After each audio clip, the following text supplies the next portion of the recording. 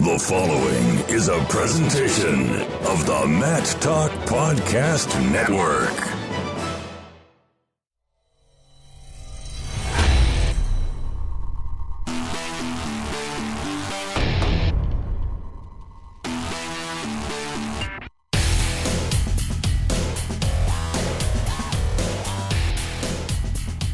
And welcome again, wrestling fans, back to the Short Time Wrestling Podcast. News, reviews, previews, and interviews with some notable and relevant names in the sport of wrestling. One of those names we're talking to today is stand-up comic Adam Hunter. Got a wrestling background, host of MMA Roasted, a very popular and not safe for work wrestling podcast, MMA podcast that often includes the sport of wrestling. Adam, welcome to the program. It's long overdue.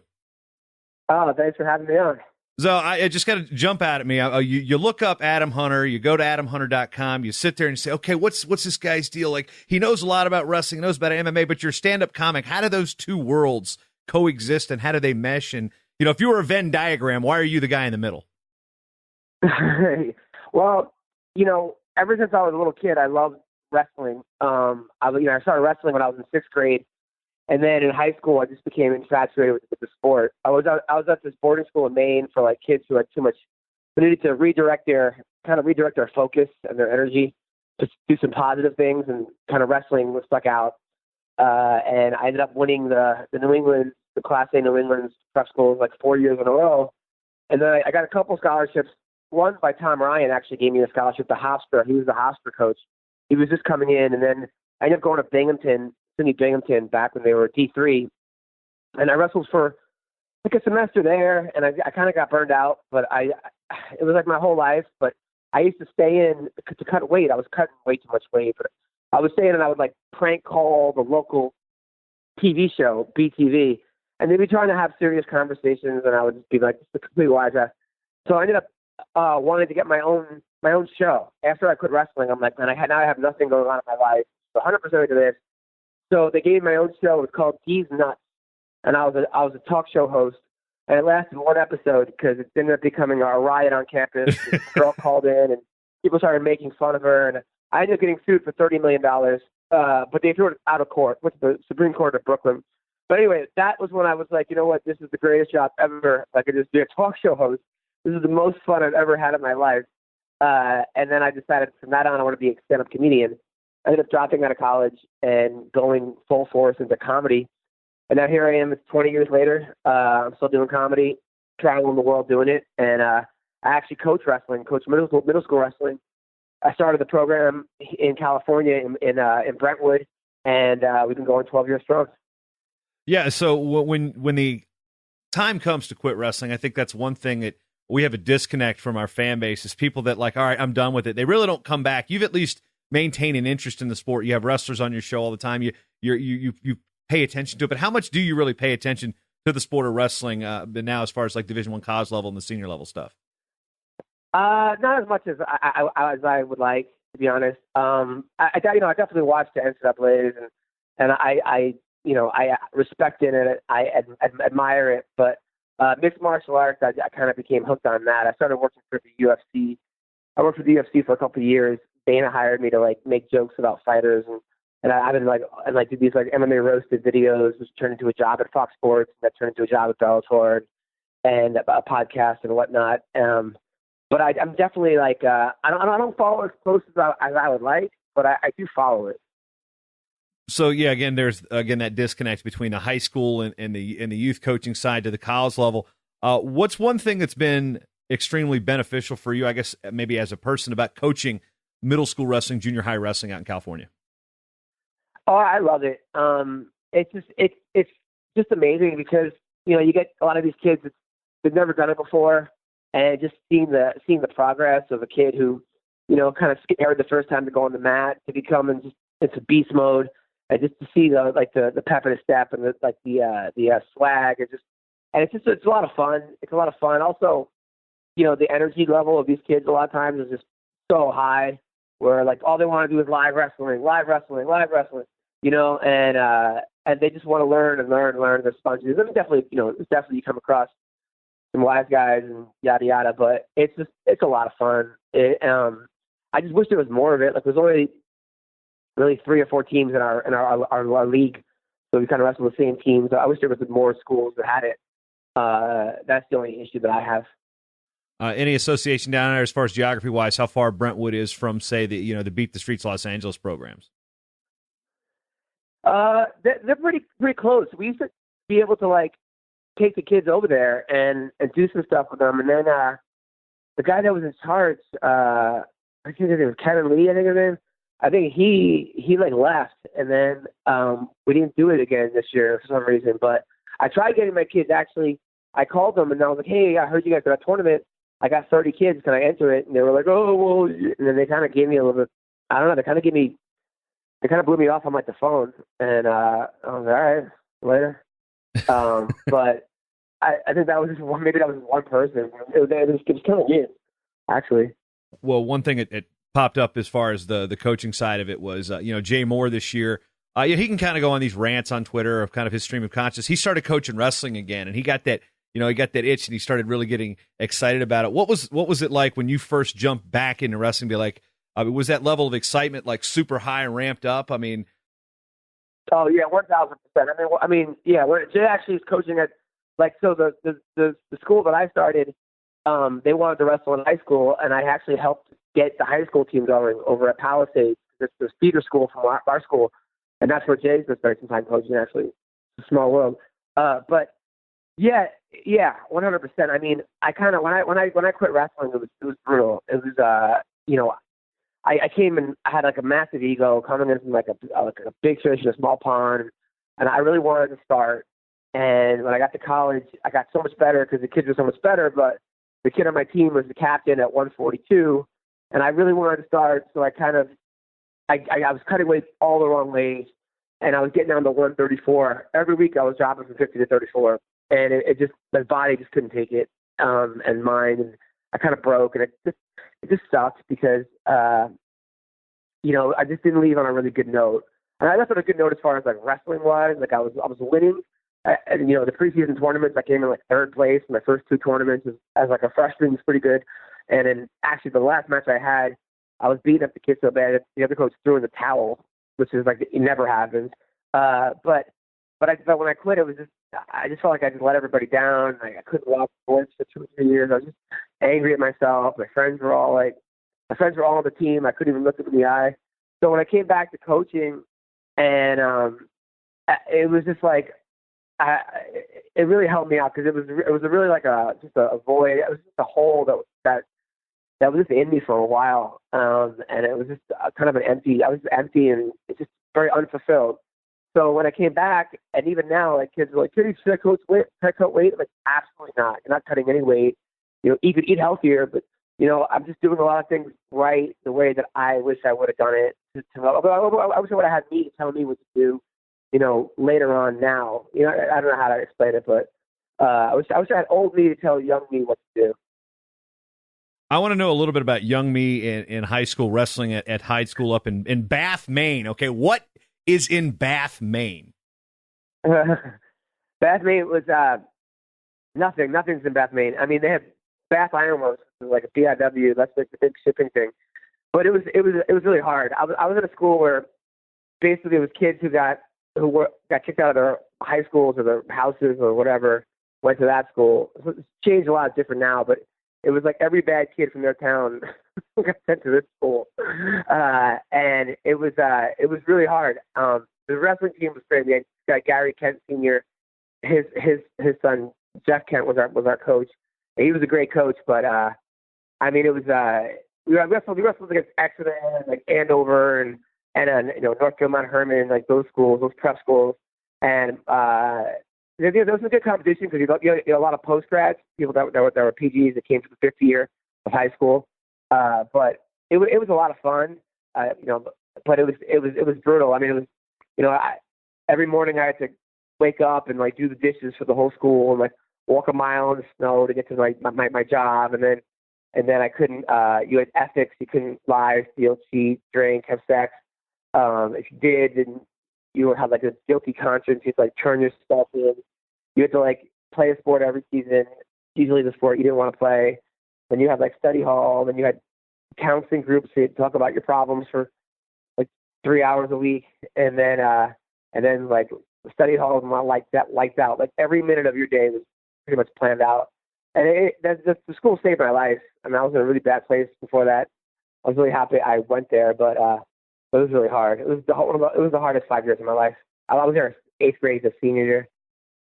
And you mentioned some of those other prep schools. We've had one other guest on the show who is an alum of Phillips Exeter. His name is John Irving. He's kind of well known for writing. So we've got one angle. We've got the stand-up comic who's come out and it helped him. They got John Irving, who is also a wrestling coach at Phillips Exeter. So we're seeing a lot of diversity.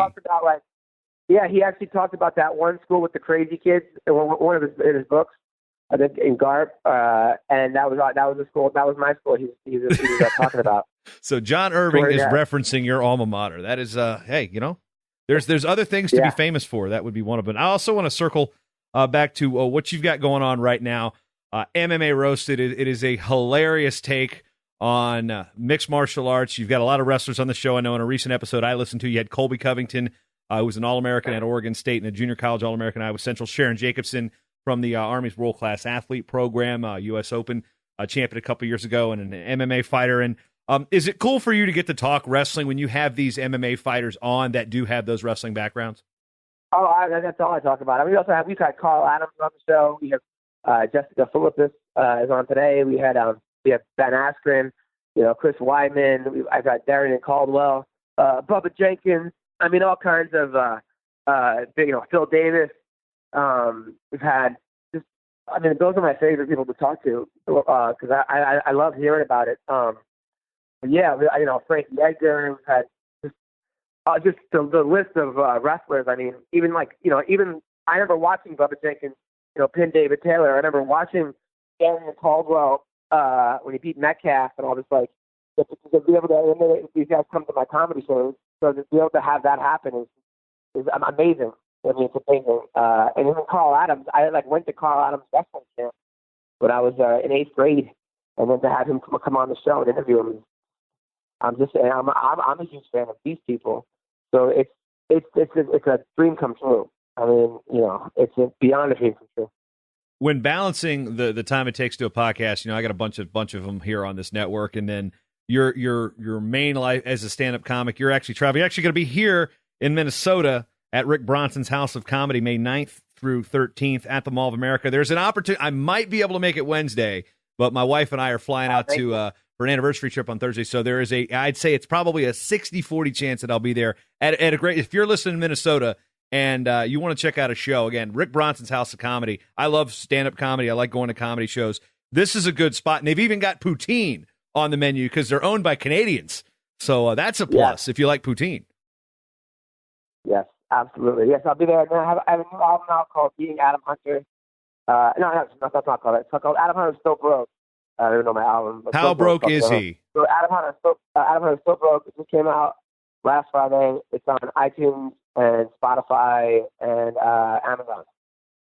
Yeah, I'm looking forward to it. I haven't checked that one out yet, but I will also go. Now, I want to get back to some of the things that you get known for. When you're on Sports Nation, you're on these shows, and if you go to adamhunter.com, you can get a sampling of what this guy's about in case you're unfamiliar, and you should be familiar, but we talk to stand-up comics all the time that have wrestling backgrounds. Greg Warren is very proud of his wrestling. He was actually an All-American at Missouri.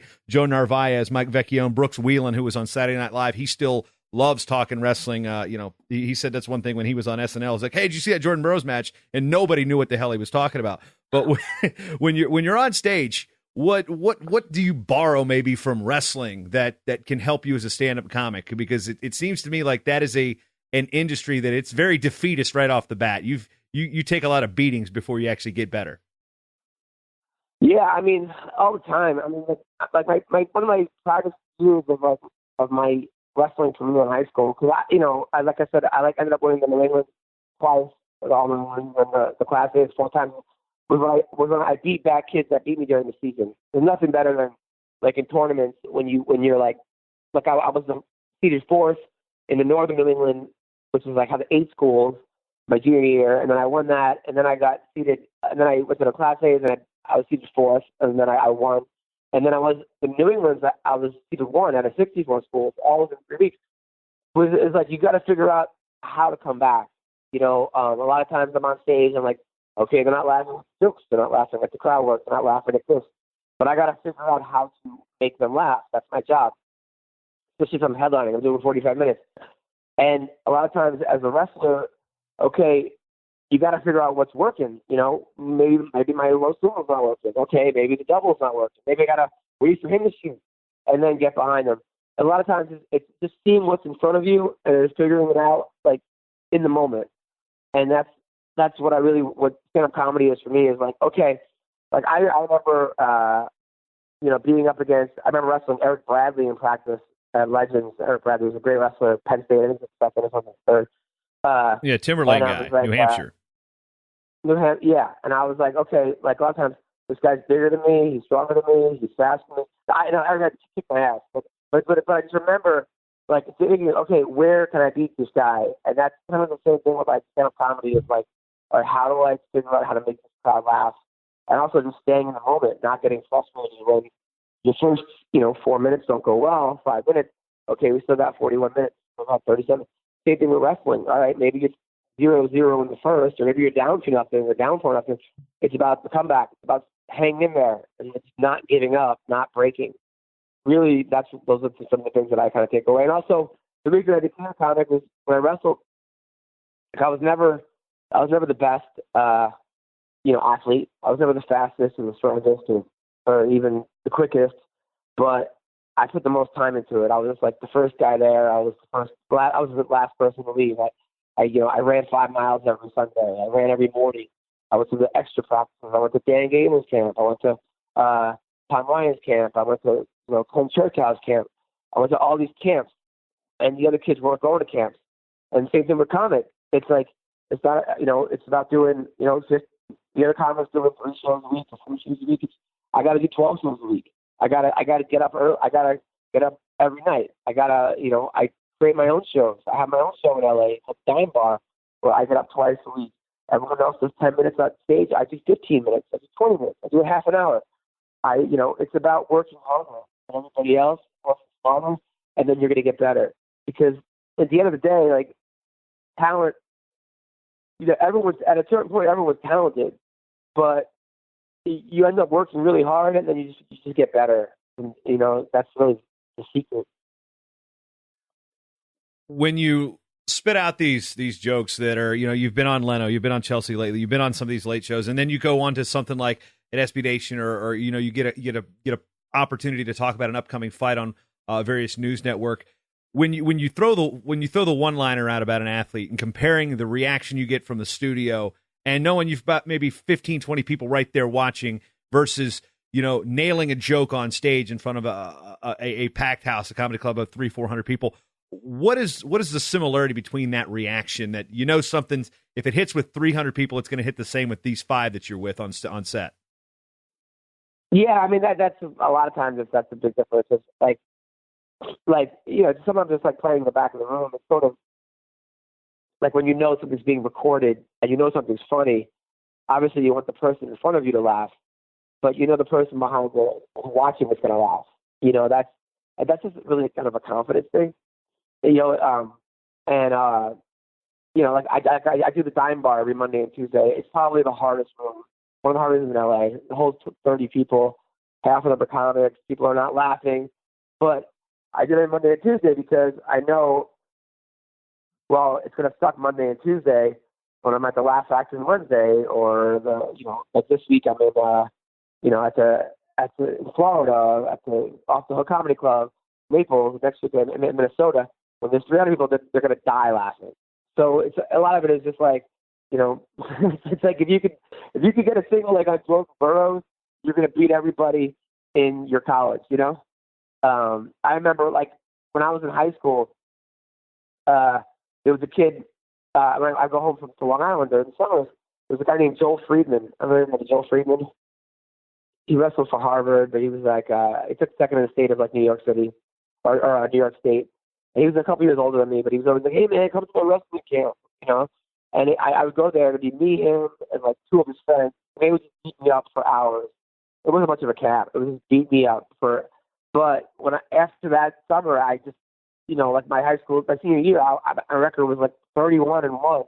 I lost my last match at the Nationals. That was to that was the end of my season. Was that one match I lost, but it's because of the beatings I took by Joel Friedman. You know, it's just a matter of when you go against better people, when you're around better people, you're going to get better.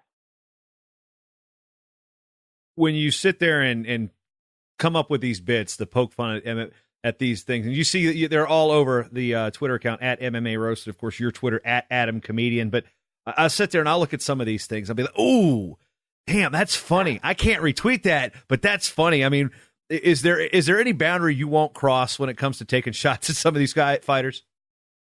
Yeah, no, absolutely there is. Because I've had guys get mad at me before, and I don't feel like getting beat up. Like, get my ass kicked. And I'll, you know, when somebody loses, I don't make fun of them. Like when they lose, unless they lose in a way where it's like Bob Sapp and they just tap out to a single leg or something. Where like, okay, but if somebody gets like knocked out or just somebody hurts themselves bad, like I don't mess with them there. Right? And also, it's a lot harder. It was a lot easier when I first started because I didn't know anybody. I was sort of like just coming in cold and just taking shots at everybody. But then when you start becoming friends with people and they start coming on the podcast, and yeah, it definitely gets harder. A lot of times though, like I'll tweet the person or I'll text the person, hey, is it cool if I make this joke? And then, you know, almost every time they said, sure, go ahead. So, you know, I guess what people need to realize, it's not personal. It's you know, it's comedy, right? That you're carrying over to comedy, your routine to Twitter. And a lot of times it's like, a lot of times it also it gets people's names out there, and I do it in a way where they're not really the victim of the joke. It's like a weird way, like oh man, that guy just got hit so hard. You know, CM Punk pulled out of his fight, or it's something where it's like a complete misdirect, you know, so it's not even about the person. But there are times where you have to make the joke. But it's funny, there's like actually the one time, like the only time someone's really got mad at me was when there was one fighter in particular that was like, you made fun of me and my boyfriend or my husband, and I actually didn't. I actually was like, the one time I pulled back was when they got mad at me. But yeah, I try not to like, you know, it's hard, and there are times when I'm just like, what? Why? You know, maybe I should stop doing this because it's like it would get easier. But I don't know. I think for the most part, it's like people love it, and I love doing it, and I try to do it in a way where it's not too mean spirited, and it's funny, and it just gets people laughing. And yes, there has to be a victim to every joke. Yes, there are definitely some things that I don't tweet about because it's like. You have to look at the averages. Like if you're gonna make a joke and like most people are gonna laugh and a couple people are gonna get pissed off, it's probably a good joke. If you're gonna make a joke where like one person laughs but the entire world wants to kill you, probably not the best joke to make. So. I'm going to use one for an example. You know, one of the clips on your website that it'll stand the test of time based on this particular athlete's antics. Of course, it's Johnny Bones.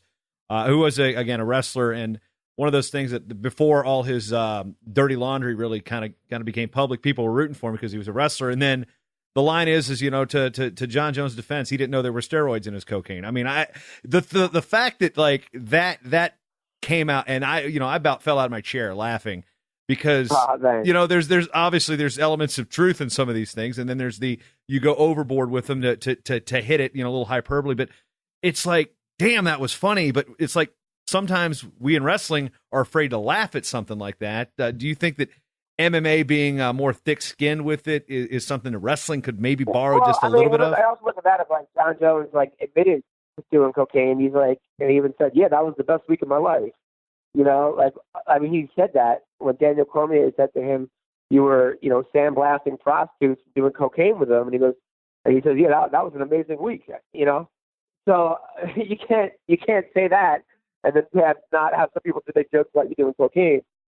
You know, so that's where that's like you know, that's where to me it's like, you know, that's to me that's a good joke because of that. And also because he's also John Jones, his character is a guy who, I mean, it's a shame because of how good he can be or how good he is. He's the best in the world. I personally believe he's the best that ever fought. But the guy, he hits a woman a pregnant woman with a car and flees the scene. He gets test positive for steroids twice, test positive for cocaine. Just one thing after another. So it's like, come on, how am I not going to make jokes about this? But if John Jones is like, God forbid his mom passed away or something, I would not make a joke about that because that would be, to me, it's like, well, why would I want to do that, But there's definitely things that, like, it's hard because, it's hard in comedy because sometimes people get offended over the dumbest things. I mean, like, I'll do a set and 45 minutes of jokes, 30 minutes of them are pretty, like, on the cusp, they're offensive or they're things.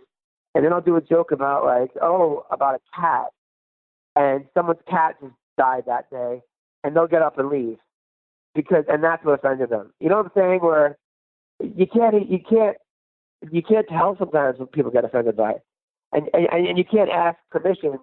I mean, like, you can't before the show. Hey, did anybody's cat die? Anybody's cat die? Yeah, right. Okay, can't say that. You guys give me a list of things I'm allowed to talk about, and then I'll do a joke. It's like that. But at the same time, like I said, I mean, I actually do apologize for this. Like I tweeted Gisding 3 or 4 times because Gisding's a friend of mine. He comes to my shows. Hey, Mike, is it cool if I make this joke? It's just going to be like, I don't care. But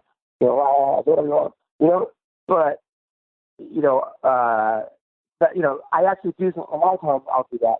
A lot of times I'll have fighters tweeting me jokes about their opponents. Like, hey, say this, say that. Or I'll have fighters sometimes say, like, hey, I have a fight coming up. Please roast me. I could use the attention. I've had that many times where fighters ask me, like, hey, can you make fun of me because I got a fight coming up? So I'll be like, sure.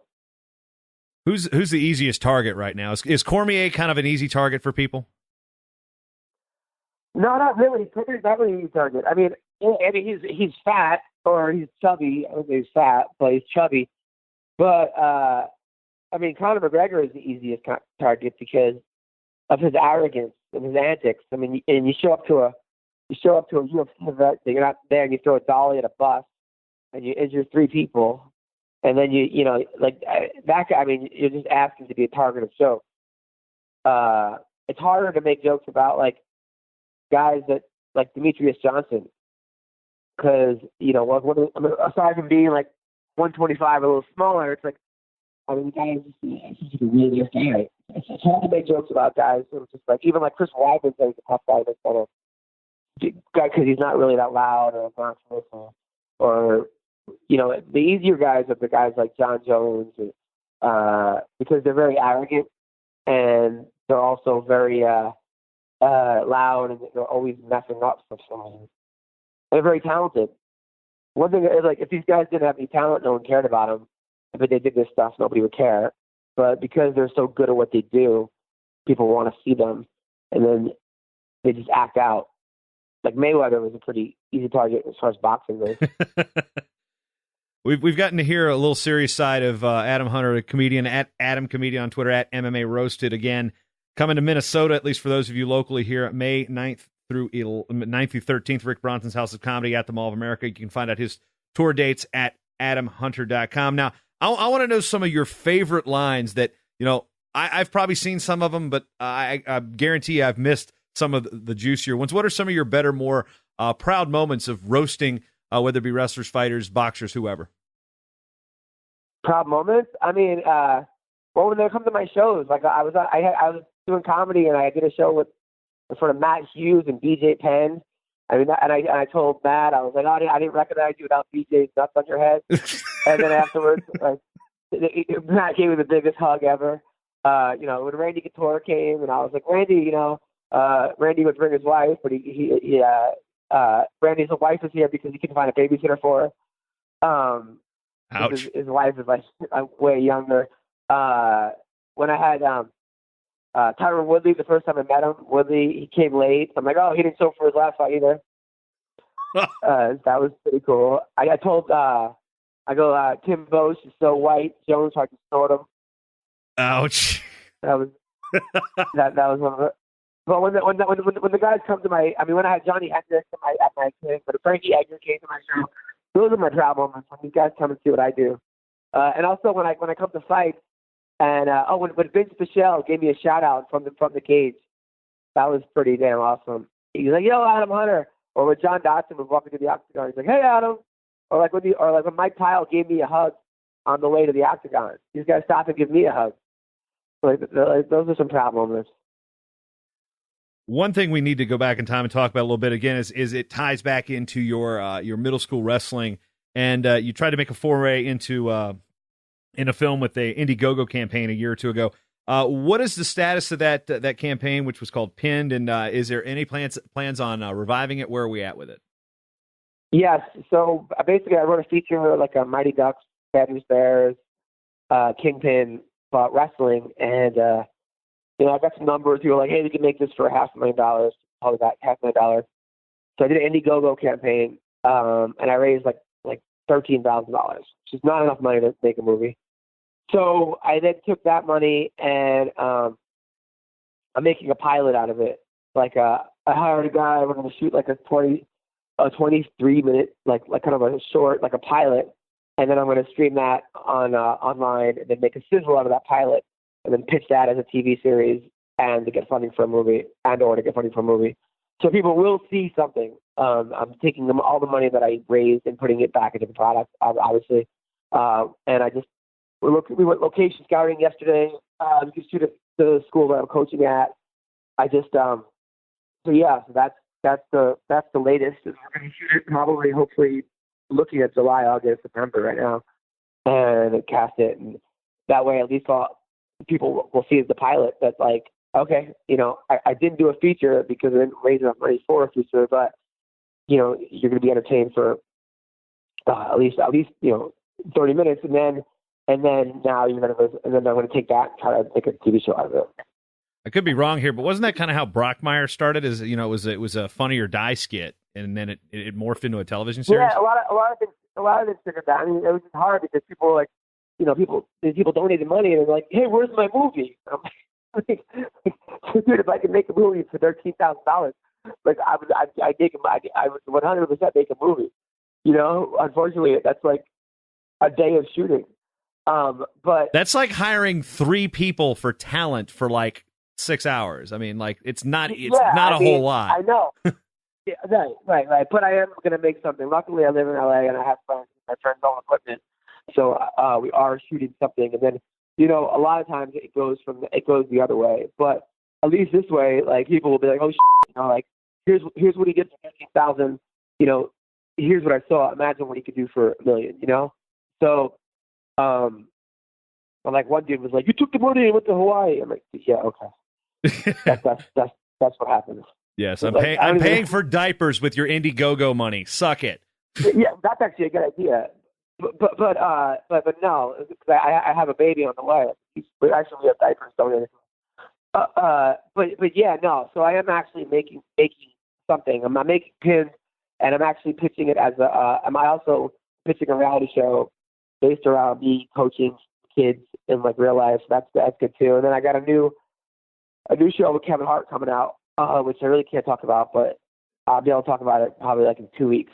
So that's good. And then the premise is who's taller. Then I'm going to be right? back, and then I'm going to be back at the House of Comedy again. I'm there this week, but then I'm back there at the end of May with Jeremy Piven. So if you can't come see me now, you can see me with Jeremy Piven at the end of the month. All right, see, what I'm going to do right now is I'm going to go back. This is bad podcasting because I'm actually looking up something as we talk about it. Let's see. I'm going to go back there, look at that calendar. Okay, so I didn't realize you were there with Jeremy Piven. So, 22nd, 23rd. So we can see the guy from PCU, which is an underrated movie in my opinion. See, you're a year older, about a year older than I am. You were class of 96, I was class of 97. So when people talk about old school, they seem to forget about PCU, and Jeremy Piven as the dean in old school, to me, was funny because he was the seventh year guy in PCU. Yes. Getting off topic with 90s movies and David Spade, and actually a very sensitive culture at that particular school in I guess what could be compared to your boarding school rivals, so to speak. But other things I want to broach before we get there. You talked about Penn being kind of a Mighty Ducks, Bad News Bears, and then you throw in Kingpin and Vision Quest. Like, okay, I'm a fan of all of those movies for vastly different reasons. How can you get the crudeness of Kingpin into a feel-good movie like the Mighty Ducks and make it work? That's what I want to know. Well, no, basically the movie's about a guy who was like going to be the best. He was the man. He was the man. He was about to win it. He was cocky, and then his teammate gives him food poisoning because he starts over him. And that kid goes out and wins the state tournament, gets the scholarship, yada, yada, yada, gets the girl. Now it's 20 years later. The guy's a f***ing loser, bounced at a bar, nothing going for him. The guy who gave him food poisoning runs the town, and basically, and then runs the rival. He coaches the best wrestling team so now I have to go and then basically the coach passes away and gives me this delinquent team of wrestlers, and we have to go against that amazing team. But it doesn't. You're gonna think it just ends with us beating them. There's a lot of different twists along the way. It's not just, but it becomes hilarious. So you borrow the concept of being Munson. Yeah, you're right, exactly. But of course, there's like the assistant coach who's like banging some of the parents, and then gambling on the kids, and then we have, then we get the girl who's like 14, but she does this like mud wrestling basically. She's like judo champion, like at this she wins implants, but I take it from her and make her join the wrestling team. I take the check, not the actual implant, and it's just all this stuff. I start recruiting kids from other schools, and so there's all this craziness that goes on. The absurdity, and then and then I end up getting a bunch of UFC guys to come help us, and then I end up doing an MMA fight. It's a whole thing. I you know what? I relaunch that Indiegogo because that's something now I want. Now that I have even more details about it, that's something that's right up my alley. Now I had when you talk about comic inspirations and things of that nature, people talk about wrestlers like, I look up to Jordan Burroughs, I look up to Dan Gable. Comedians usually have various inspirations. And who are some guys that you kind of not necessarily modeled your career after, but the comedians that really is like, I want to do that. He's funny. That's why I want to do comedy. Dangerfield makes me laugh. I can watch Arnie Dangerfield like over and over and over again. I used to love when he always did panel on talk shows because he wouldn't even like pretend to answer the questions. He would just go into his shtick, and it was just one after another. I mean, he was my probably all-time favorite comic is Arnie Dangerfield. Hedberg was amazing. Kinnison, I love Kinnison. I like the older guys. There's definitely some good newer guys, but like that generation just killed me. I mean, just so funny. Yeah, and this is a reach of a setup here because I asked that question to get to the Hedberg reference because I just your style seems to like Hedberg's one of my favorites of all time. I actually got a chance to see him way back in the day, back in Virginia where I grew up, and it was really before he blew up, and it was really cool to see. And one of the things that he mentioned in one of his acts is a joke about people ask me if you can do comedy they expect you to write. It's like asking a cook, you're a chef, can you farm? So when we get to a stand-up comic, and I'm going to ask you something, a couple questions based on that theology, so to speak, of Mitch Hedberg. So I want to ask you to quickly rewrite the ending of 4 movies. Are you ready for this challenge? Sure. All right. I want you to rewrite the ending of the movie Vision Quest in Adam Hunter style. What happens? All right. Vision Quest. So at the end, rather than beating Shoop actually wins. And then what's his name goes back to the guy that tried to molest him at the hotel, and then he gets into like gay porn. That's okay. That's an interesting take. All right. I guess while keeping with that theme, why don't we just rewrite the ending of Shawshank Redemption while we're at it? Shawshank Redemption. They end up building a tunnel. But it doesn't go to the U.S. They take the wrong turn, and they go to Mexico, and they set up shop in Mexico and become head of the cartel. Okay. All right. Now, what happens now? I'm going to use the first one here. The first Mighty Ducks. The first Mighty Ducks. They lose. He ends up becoming a lawyer and he ends up turning the kids into illegal child labor. Okay, went dark there, but then again, the previous three have been pretty dark. Now, and I want to know rewrite the ending of Police Academy 5, Assignment Miami Beach. I don't even remember what happened, but Tackleberry goes crazy and shoots everybody. A massive shooting spree. Kills the entire academy. I saw that movie in the theater with my dad when I was like 8. That's the one that comes to mind. Anyway, Adam Hunter, anything you would like to add? I mean, I realize we've run the gamut of different things here and just scratching the surface of who you are, your show. Again, MMA Roasted, get it on all your finest podcast apps. Again, not safe for work, just like I might have to tag this show is not safe for work, especially after that ending, the new rewrite to Vision Quest. But anything final here as we wrap up this episode of The Short Time? Thanks for coming. Thanks for having me on. If you want to come to Minnesota, House of Comedy, I can't wait. I'll be there next week. If you could come and also bring Brock Lesnar, that'd be amazing. I think I need to go into Saskatchewan to get him. I think he emigrated north of the border. Really? Yeah, I'm pretty sure he's a Canadian citizen now. What a crazy that guy is so mysterious to me. You know, I mean, he just you never see him, he never pops up, he never does anything except for wrestling or MMA. He never actually goes anywhere. I actually have one story about Brock Lesnar, and he got out of college wrestling before I started covering it nationally. So, real quick, this is not even a funny story other than the term fish. You know, you say somebody's a fish, you mean, you know, that they're not a very good wrestler. They flop around. So, I grew up in Virginia, went to school at Old Dominion in Norfolk, Virginia, and there was this place that was it was called Waterside. There's a couple of bars. They've since revamped it, and it's now like some trendy whatever thing. I haven't been back there in years, but there's a bar called Bar Norfolk, just like there was like Bar Cleveland, and very simple. So me and some buddies are out there one night, and the WWE, then the WWF had just finished a taping at Norfolk Scope, and he was still on doing dark matches. He wasn't actually on the card yet, but he's sitting there at the bar, and I kind of see him, and I'm a guy that wears wrestling shirts. If you've seen me on Twitter for the last year, I wore a wrestling shirt every single day for a year. So I was wearing a Old Dominion wrestling shirt, and I see him at the bar, and I'm getting a bar, and I bump into him, and I kind of look at him, and I look at him, and I go, fish? And he just kind of cracked it. He looked at me for a second, and then he looked at my wrestling shirt, realized I knew who he was. So he didn't kill me that night. So I guess that's the moral of the story. I called Brock Lesnar a fish once and survived, but that was before he was on television.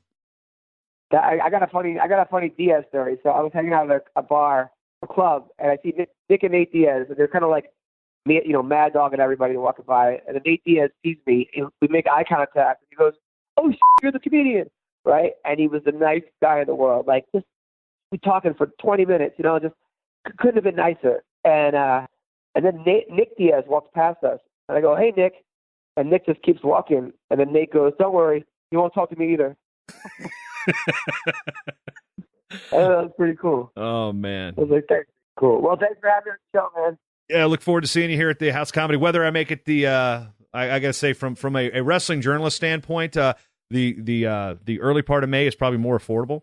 But look forward to seeing you and in your element, because I listen to the podcast. It's but again, seeing comics do their thing. Like, I love watching Greg Warren perform. I like watching Joe Narvaez and guys that wrestlers that are in stand up comedy. So looking to add you to that exclusive list of people I've actually seen perform live with real wrestling backgrounds. So looking forward to it. And well, thank you so much, man.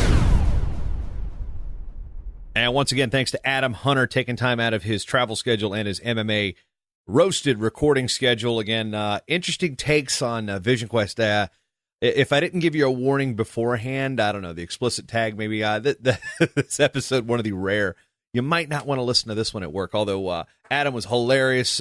Good opportunity to see some insight on what makes another comedian tick. We've got some great comedians that have wrestling backgrounds. Adam Hunter is a guy that a lot of people see that follow the MMA world, and a lot of funny stuff. I mean, just stuff that sometimes we wish we could say about our own sport, but some people just get a little too offended by saying anything completely wrong. And I'll be honest with you, sometimes I'm one of those people. But as we move forward, the Short Time Wrestling Podcast has some great guests lined up. Kevin Emily, the author of Pathfinder.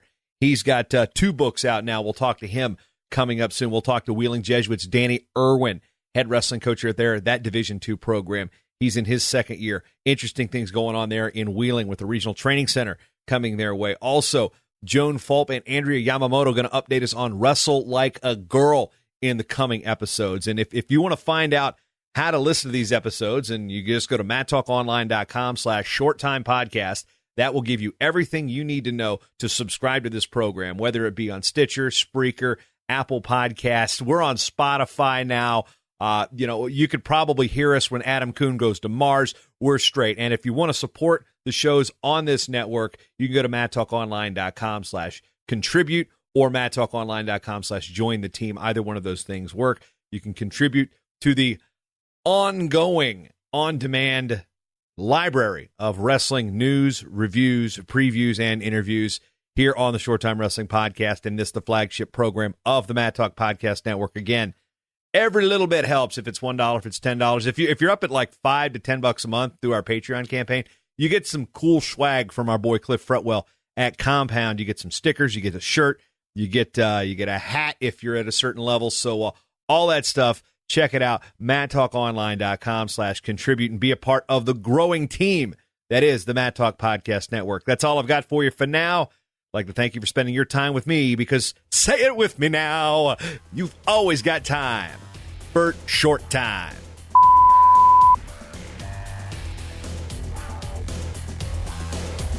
The Short Time Wrestling Podcast is proudly outfitted by Compound Clothing. Shirts, singlets, custom gear orders, everything you need. Call up Cliff and the crew at cmpteamwear.com.